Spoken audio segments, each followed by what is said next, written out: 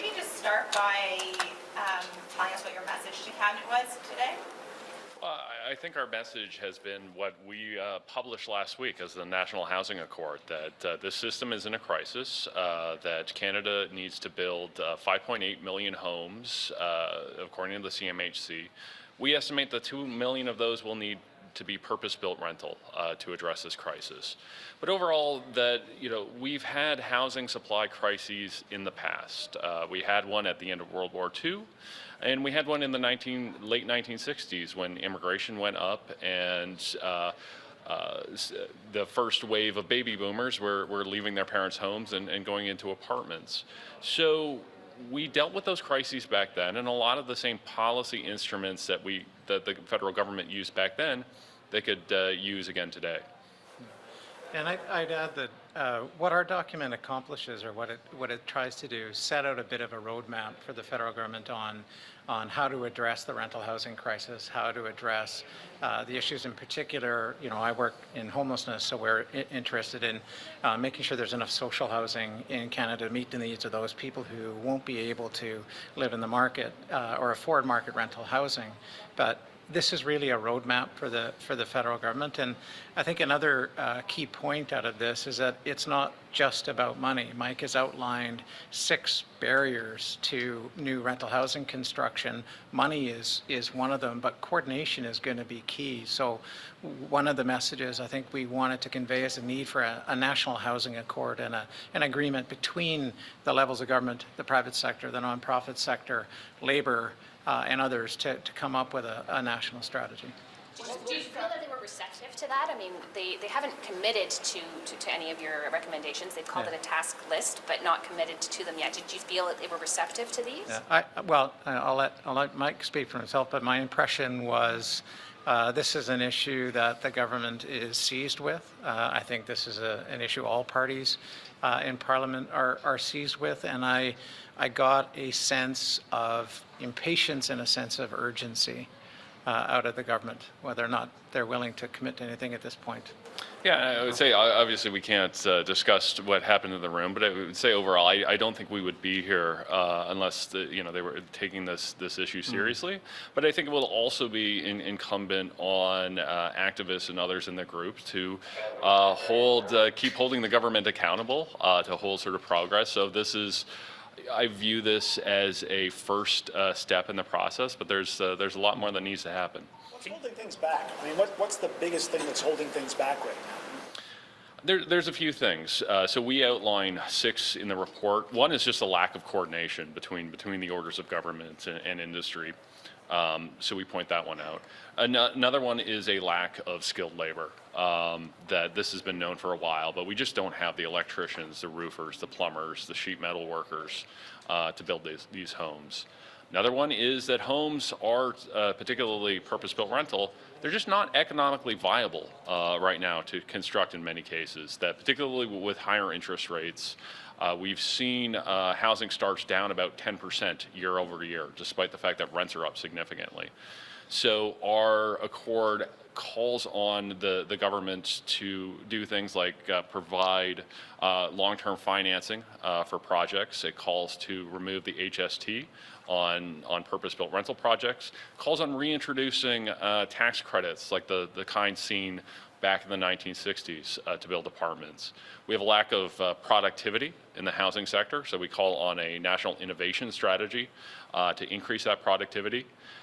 We have the permissions system is an issue at all orders of government. Getting things through the municipal level, provincial level, where it be things like the OLT, or through the CMHC can often cause delays. And then finally, as has been pointed out by many, we've had a 30-year period where we just did not build social housing in this country. And because of that, that's one of the many things that got us here in the first place is that the federal government got out of building social housing in the early 1990s, and over time that need accumulated. Yeah, I would just add that I think part of what has stalled a lot of progress here is that this is a really complex problem. It's a bit of a Gordian knot, really, when it comes to policy. And I think we were able to articulate a bit of a pathway, a bit of a way out. But before then, I think governments knew they needed to do something, but were really unsure of what to do, what their role is. You look at the complexity between the jurisdictions, and we were able, I think, to boil it down into a path forward anyway, a place to start to begin undo that knot. And then I think that's why, well, frankly, that's why we're here. Can you know, obviously we've seen the question of international students really take the forefront, and like you've spoken a lot about this in the public for a few months now. Is this kind of an easy out that people are pointing to now to blame something, or is this actually meaningful, and how do you quantify the impact? It's meaningful. I'm going to give you a qualitative answer, unfortunately, but I look at the subdivision I grew up in London, Ontario. I spent the first 11 years of my life in this neighborhood. It's about 6.5 kilometers from Fanshawe College. It's not even that close. When I grew up there, every house had young kids in it. Every house had families. Now that neighborhood is getting turned into a sea of student rentals. So what this rental crisis is causing is this bleeding into an ownership crisis. It's that the 2023 version of my parents in 1970 can't buy those homes because they're competing against investors who are well capitalized, who are turning these into student rentals. And none of that, and I should be very clear about this, none of that is to blame international students. It's not the responsibility of international students to ensure that there is enough housing in London, Ontario. This is a systemic failure, I would say, of both the federal and provincial governments, and as well the higher education sector in which I work, to ensure that there's enough housing for both domestic and international students. And domestic and international students are the biggest victims of this, not the cause of it. We're talking about a lot of things that are 3, 4, 5, 7, 10 years in the future, but a lot of people are experiencing the risk of homelessness or housing affordability now. What can we do quickly to try and alleviate some of that pressure much more quickly than 2030? Well, one thing, so we know that Canadians are losing their housing today. Modern mass homelessness like we see it today, is bigger than our largest natural disasters. 263,000 people will lose their homes this year, right? So there is a real urgency, and you're exactly right. It is going to take time. Even if tomorrow afternoon we got all of the tax measures and all that, it's going to take time. But everybody who's at risk of homelessness or who is in core housing need is in housing today. And we can keep them in that housing by supporting their income. So one of the things that we proposed in this paper is the creation of a homelessness prevention and housing benefit that would apply to nearly 400,000 households and those at greatest risk. And by supporting their rent, we can keep them in their homes today. And that can be done really quickly because they already have the infrastructure in place through the one-time payment that was done previously. It's very similar to the CERB. It's very similar to the one-time payment. They use the tax system. It could be done in months. We could help those in greatest need. But there's other measures in the report that can have an impact quickly, if not right away. For example, removing the GST. 22% of projects that are on the books right now are not going forward just because of interest rates, right? We can remove HST, we can get some of these projects going so they already have a head start, but there's other measures like the Rapid Housing Initiative that over 12 or 18 months could start delivering housing, but immediately supporting income. Have you been able to quantify how much that homelessness benefit would cost or how much it would need to be worth? It would be approximately $3 billion a year, depending on how there's varying ways that you can structure it. You can offer different depths of subsidy, so it's between $1.5 to $3 billion. But it's about the same cost as the last measure in the budget supporting new home buyers. There was a savings account, so it's in the same magnitude as some of those measures. What the government points to is their new first-time home buyers savings account. Do you view that as a program that is helping new people enter the market, or is this for people who already have money and finding other ways to save it and save on taxes as a result? Well, I think that the purpose of that is to actually just help first-time home buyers compete against those investors who are, again, buying up neighborhoods like Tweedsmuir. in London. I think the overall challenge, so I think that part of it makes sense. I think the overall challenge is that just sort of increases the amount of money in the sector. So you have even more money chasing the same number of homes, which leads to price escalation. So I think to deal with it, you have to deal with the core. You need more housing supply, and you need to deal with the core issues that are causing first-time homebuyers not to be able to win these bids. So, this is kind of, in a sense, almost sort of papering over some of the issues. I'm sure it's helping some people, but it's not a viable long-term solution, in my view. Can I just circle back to the international students question? The ministers have floated a cap. The Minister of Housing and Immigration have both suggested maybe that there needs to be a cap on how many students are admitted each year. Do you think that that's one possible fix that could alleviate some of the housing crunch? Yeah, I don't know entirely what that would look like, and I think ideally this should be done in conjunction with the provinces, right? Because there's obvious concerns that if that gets scaled down, then that's going to put particularly colleges in Ontario, where you're seeing most of the international student growth, that's going to put them in a precarious financial position.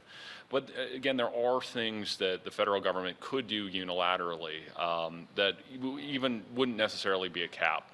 So for instance, in order to get an international student visa, students have to show that they have so much as savings, so much in income, that kind of thing. There already is a set of criteria to approve those visas.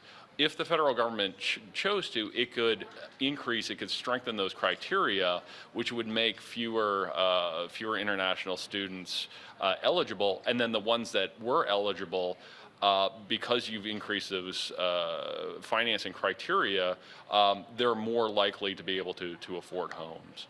And you could also, one of the other things you could do is link those student visas to having on-campus housing. So you could create a separate stream going, okay, if you have access to on-campus housing, you have this second stream to get a student visa. And what that would do is create incentives for the colleges and universities to create on-campus housing. What is your gut feeling that your recommendations will become Liberal policy? My hope is actually that they become policy of all federal parties. I'm hoping we have a race to the top on this issue. I know you guys are laughing at me like I'm a little bit naive here, but I run off of optimism and caffeine.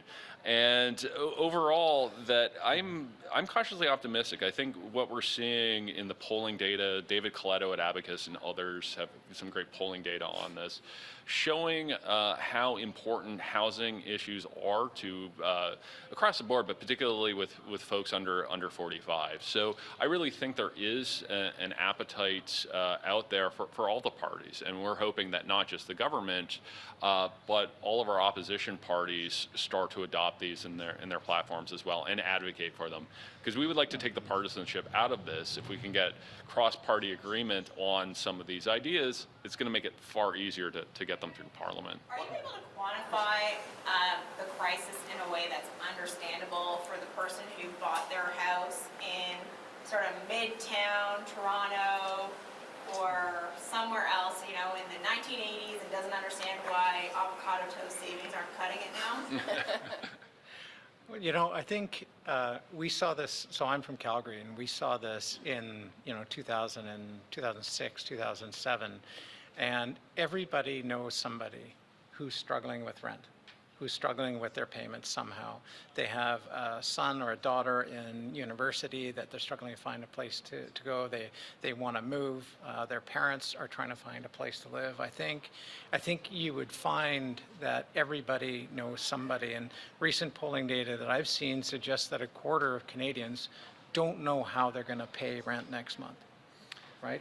That to me is a clear and present danger, and that this is in the everyday experience of the vast majority of Canadians. On the, talking about the benefit, $3 billion a year, did you guys pick up the sense from them in there that they are willing to put more money into this? Because they're coming out, they're talking about, they're in a cost redirecting mode or savings, fiscal prudence mode.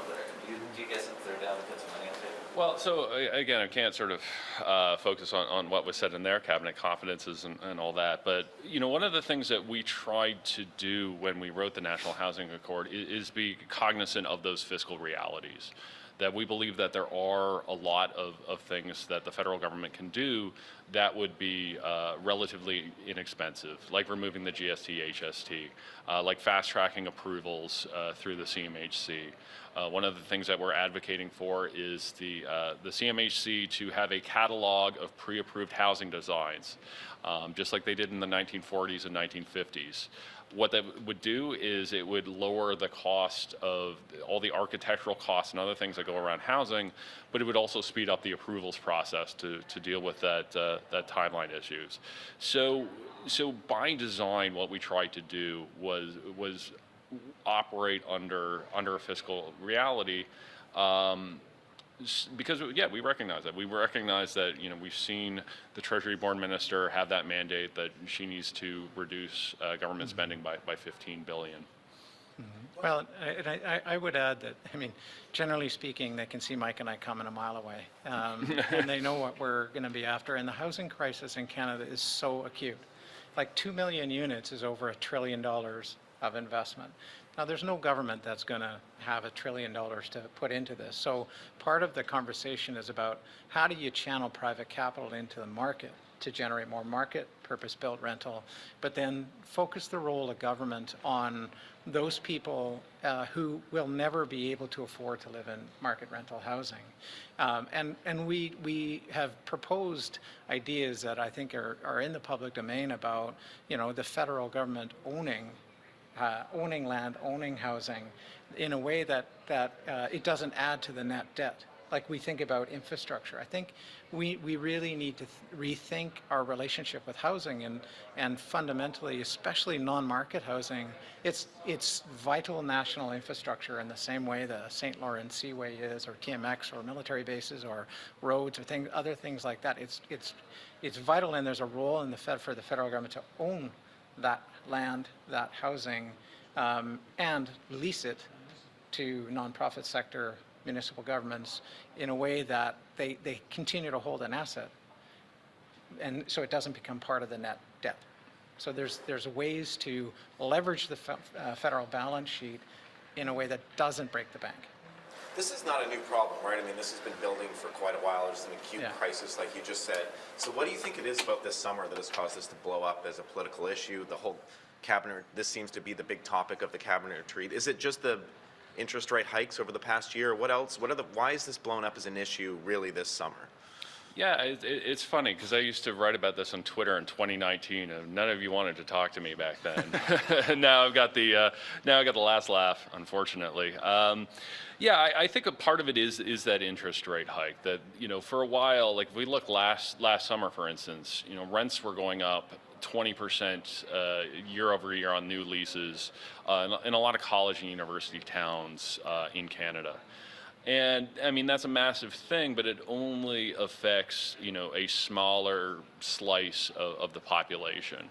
But now you've got those rent increases, you've got, with the higher interest rates, all of those mortgages rolling over, that now it's affecting a larger and larger segment of the population. So this is absolutely affecting minds. I do think some of the public polling data that's come out is sort of helping focus on this, because again, I don't think it was fully well understood, the public sentiment on this. And I think in general, at all orders of government, I think this issue had always been viewed as somewhat zero sum, right? That you had on one side homeowners and the other side people who would like to be homeowners, and if you helped one, that would harm the other, and that caused political tensions. Mm-hmm.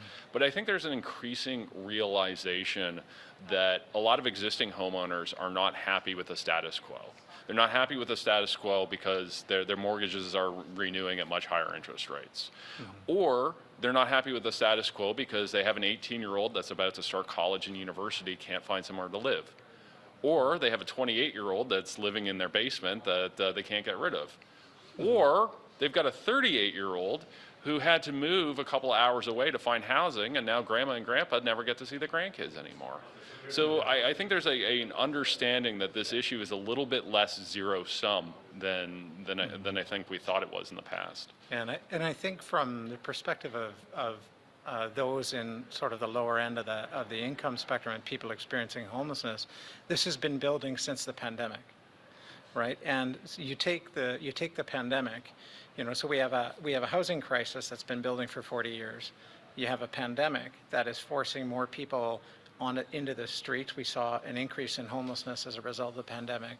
You see cost of living crisis now, where rent has gone up 12%, 15%, 30% in some places, plus the price of food, and low-income households have no ability to absorb that, pushing more people on the street. And their experience now is seeing more encampments, more people on transit. They're feeling this pinch from their own sort of cost of living increase, and that, I think, is pushing us to a place where we are today.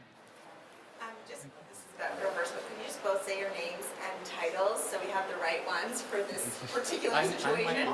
No. Tim Richter, President of the Canadian Alliance to End Homelessness. And my name's Mike Moffatt. That's Moffatt, 2 T's. Scottish names are hard to spell. And I am the founding director of the Place Center, and Place is in all caps, kind of like the Ottawa Red Blacks. Well, I just have to make sure I get the spelling right. So Mike Moffatt, founding director of the Place Center. All right. Thank you, guys.